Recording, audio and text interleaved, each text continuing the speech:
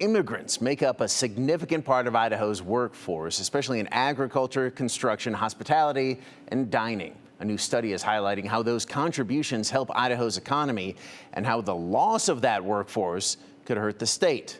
Here's Cooper Morgan.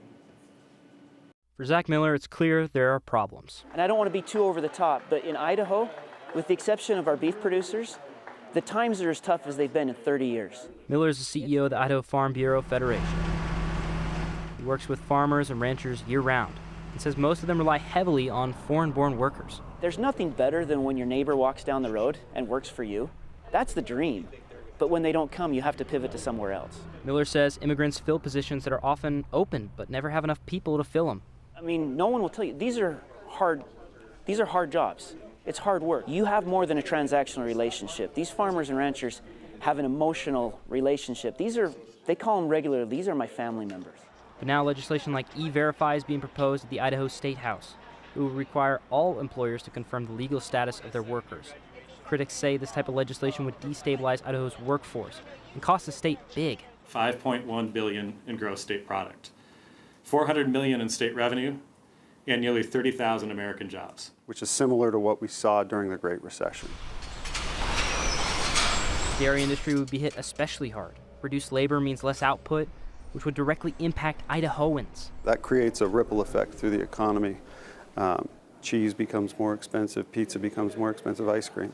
Rick Narabout is CEO of the Idaho Dairymen's Association. He says the state should leave immigration policy to the federal level. So as frustrated as we can be that sometimes Congress works slowly and can at times be dysfunctional, the reality is the responsibility lies within the federal government to solve. Housing affordability would also be hurt. One of the components to affordability is the labor input that we put into the homes. About a third of our workforce is foreign-born. For all these leaders, it's not about breaking the law. Pew and other institutions estimate that 50% of that on-farm workforce is unauthorized.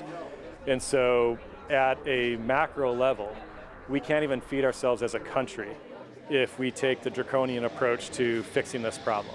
It's about doing it in a way that doesn't cripple the Idaho economy. We want a fully legal workforce to where this issue is taken off the table and we remove that economic risk and that societal pain point. I reached out to Senator Brian Lenny, who is one of the lawmakers in favor of immigration reform at the state level, but he declined an interview. Yeah, so as we just heard right there, immigration really a key issue at the State House, but the farmers and the ranchers, a lot of people involved in that agricultural economy, which is really part of the backbone of this whole state, are like, let's be careful though. Yeah, not so much a short-term solution, but more looking towards the long term. Looking long term, so that we make sure that we have that legal workforce. Hold them up. Arnie, Cooper, thank you.